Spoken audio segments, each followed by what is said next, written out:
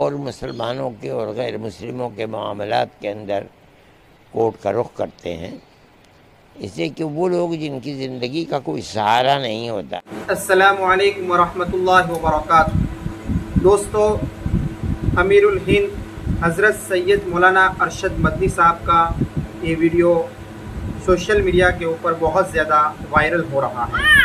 دوستو، آخرکار حضرت مولانا سید احمد ارشد مدنی صاحب نے ایسا کیا کہا ہے جو ہر مسلمان کو اور ہر ہندوستان کے ہر ناگرک کو سننا چاہیے۔ دوستو، آپ کو پتہ ہے، آپ کے اسکرین پر جو ابھی نظر آ رہا ہے کہ بلڈوزر کے ایکشن کو سپریم کورٹ نے روک لیا ہے، اسی وجہ سے حضرت مولانا ارشد مدنی صاحب کا یہ ویڈیو بہت زیادہ وائرل ہو رہا ہے۔ کیا کہا ہے مولانا ارشد مدنی صاحب نے؟ چلیے ان کی زبانی سنتے ہیں، چلتے ویڈیو کی طرف چلتے ان کی زبانی سنتے ہیں۔ جناب، سپریم کورٹ کا نرنے آ گیا ہے، کیا کہیں گے، کیسے دیکھتے ہیں؟ ہندوستان کے اندر جو حالات پیدا ہو رہے تھے اس وقت اس حکومت میں لوگوں کے مکانات کو بلڈوزر سے گرانے کے، ملک کی آزادی کے بعد سے اب تک یہ صورتحال نہیں ہوئی تھی۔ ہم اس سلسلے کے اندر کافی دنوں سے پریشان تھے، اس لیے کہ یہ مسئلہ سب سے پہلے آسام سے شروع ہوا تھا، اور وہاں لوگوں کی بڑی بڑی آبادیاں، ہزار ہزار آدمیوں کی، ان کے مکانات کو بلڈوزر چلا کر کے گرا دیا گیا، اور ان کو کوئی اس کا متبادل کہیں کہیں دے دیا انہوں نے، ورنہ آج تک اس کا متبادل جگہ نہیں مل سکی ہے۔ پھر وہی صورتحال اس گورنمنٹ کے اندر ہمارے یہاں آ گئی، یو پی کے اندر یہ سلسلہ چلنے لگا۔ ایسی جگہ بھی ہیں جہاں لوگ کرائے کے مکان میں رہتے ہیں، اس کو گرا دیا۔ ہمارا ماننا یہ تھا کہ ایک مکان کے اندر 10 آدمی رہتے ہیں، 15 آدمی رہتے ہیں، 12 آدمی رہتے ہیں، ایک آدمی سے کوئی غلطی ہو جاتی ہے، مکان کو گرا دیا، یہ 12-11 آدمی کہاں جائیں گے؟ یہ تو بڑی تباہی کی بات ہے۔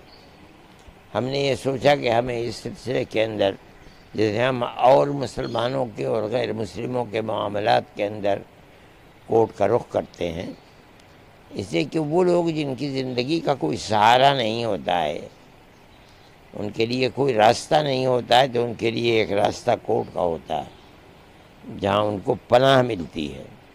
یہ بیچارے ایسے غریب لوگ ہیں جن کے مکانات کو گرا دیا کہ وہ لوور کورٹ میں بھی نہیں لڑ پاتے ہیں، چاہے کہ سپریم کورٹ میں آ کر کے لڑیں گے۔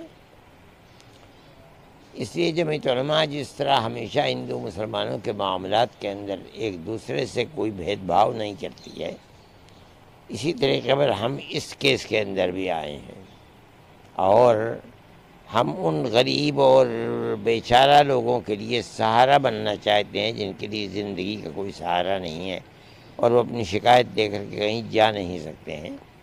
ہمیں اس بات کی بڑی خوشی ہے کہ کورٹ نے ہماری اس بات کو قبول کیا، اور سپریم کورٹ نے آج یہ فیصلہ کیا، جب وکیل یہ کہنے لگے کہ مسلمانوں کے ساتھ یہ ہے، اور گورنمنٹ کے وکیل نے کہا کہ نہیں ہم نے ہندوؤں کے ساتھ بھی کیا ہے، تو کورٹ نے کھڑے ہو کر کے یہ بات کہہ دی کہ میں ان جھگڑوں کے اندر نہیں پڑنا چاہتا۔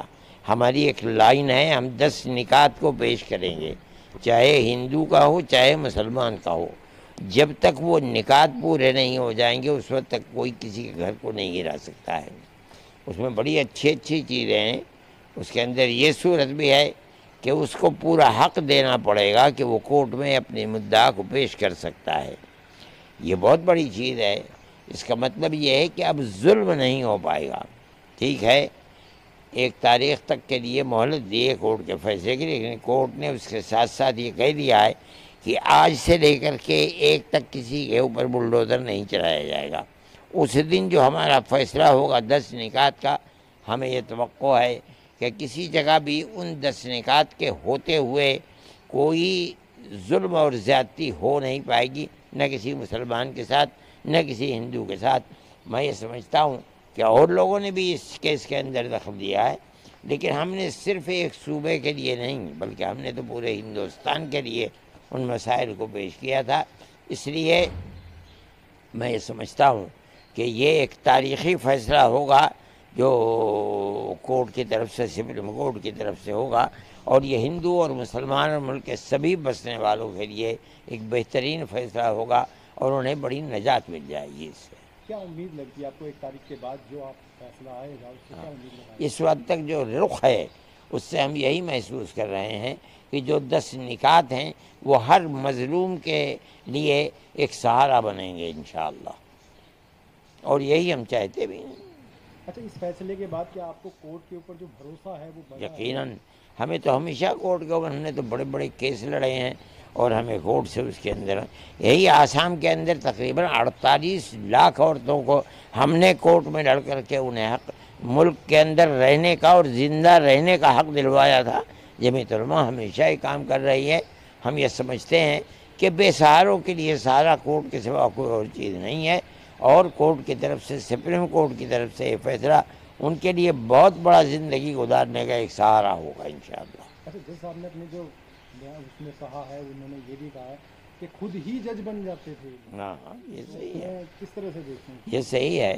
جب ملک کا ایک نظام ہے اور کورٹ ہے اس کسی فیصلے کو قانونی اعتبار سے کرنے کے لیے، تو گورنمنٹ کو اس قانون کو اپنے ہاتھ میں نہیں لینا چاہیے، بلکہ کورٹ ہی میں جانا چاہیے۔ کورٹ اگر کہہ دے کہ ہاں یہ صحیح ہے، ہمیں کیا اس کے اندر ہو سکتا ہے؟ جمعیت علماء ہند کس طرح سے دیکھ رہی ہے؟ بہت، ہمیں تو اس سے ایک طریقے کا بہت سہارا ملا ہے، غریبوں کو سہارا ملا ہے، ان کو سہارا ملا ہے۔ ہم بھی خوش ہیں اس چیز سے، اور ہم یہ سمجھتے ہیں کہ یہ معاملات کو جس رخ کے اوپر کورٹ لے رہا ہے، دنیا کی ایک ملک کی ایک بہت بڑی طاقت کو، جس کے لیے زندگی مشکل ہو رہی تھی، اس کو زندگی کا موقع ملے گا، عزت و آبرو کے ساتھ زندہ رہ سکیں گے۔ دوستو، آپ نے ویڈیو کے اندر سنا کہ امیر الہند حضرت مولانا ارشد مدنی صاحب نے کیا بہترین باتیں بتائی ہیں۔ دوستو، آپ کو پتہ ہے کہ سپریم کورٹ نے بات کہی ہے کہ اب کسی بھی کے گھر پہ بھی بلڈوزر نہیں چلایا جائے گا سپریم کورٹ کی اجازت کے بغیر۔ دوستو، یہ بہت بڑی خبر ہے۔ اس ویڈیو کے تعلق سے آپ کی کیا رائے ہے؟ آپ کمنٹ باکس میں ضرور لکھیں۔ ویڈیو کو زیادہ سے زیادہ شیئر کریں، سبسکرائب کریں